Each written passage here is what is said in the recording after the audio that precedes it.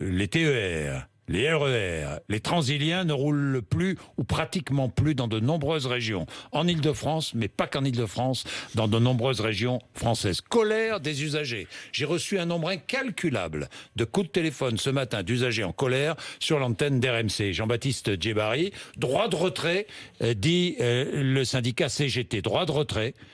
Alors d'abord deux choses. Effectivement, trois choses. Le trafic est perturbé, c'est vrai. Il est très perturbé en région sur les TER. 25% des TER roulent environ. Très perturbé notamment avec quasiment aucun TER en Occitanie, en Nouvelle-Aquitaine. Et effectivement, il y a eu, pour expliquer les causes, un accident, il y a 2 jours, une collision entre un TER et un camion.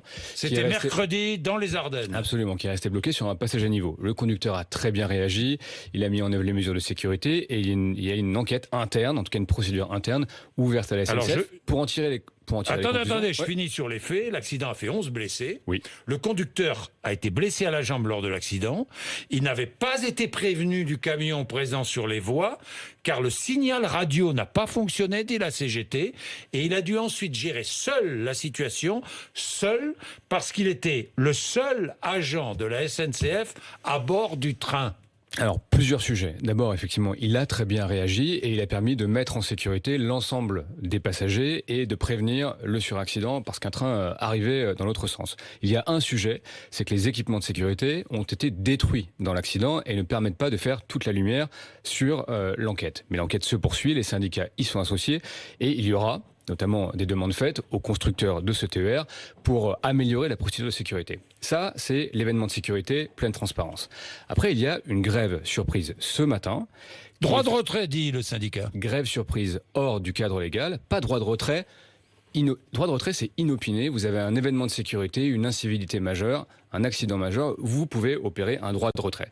Là, la CGT, pour être clair, conteste effectivement que les conducteurs de la SNCF conduisent seuls. Or, ils conduisent seuls depuis 10 ans sur le réseau transilien. Les 3/4 des TER sont exploités seuls à bord. C'est une mesure de conduite qui est homologuée, qui est autorisée par la sécurité ferroviaire française, qui est pratiquée partout en Europe. Et la CGT, depuis tout le temps, conteste cette mesure.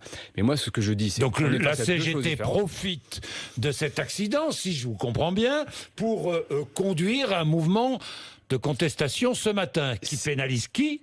Les usagers. Les usagers, et ce n'est évidemment pas normal de prendre les usagers à témoin d'une prise de position syndicale sur un dispositif qu'ils contestent. Vous condamnez ce mouvement. Non, je dis, la CGT sait très bien faire des grèves légales quand elle le veut. Donc si elle veut faire une grève sur ce système-là qu'elle juge inadapté, elle fait une grève, elle dépose un préavis, et la grève s'ensuit. Mais dire qu'on opère un droit de retrait qui n'en est pas un, Aujourd'hui, effectivement, ça pénalise l'usager, le voyageur qui ne comprend pas pourquoi il n'a pas de TER ce matin en Occitanie ou en Nouvelle-Aquitaine.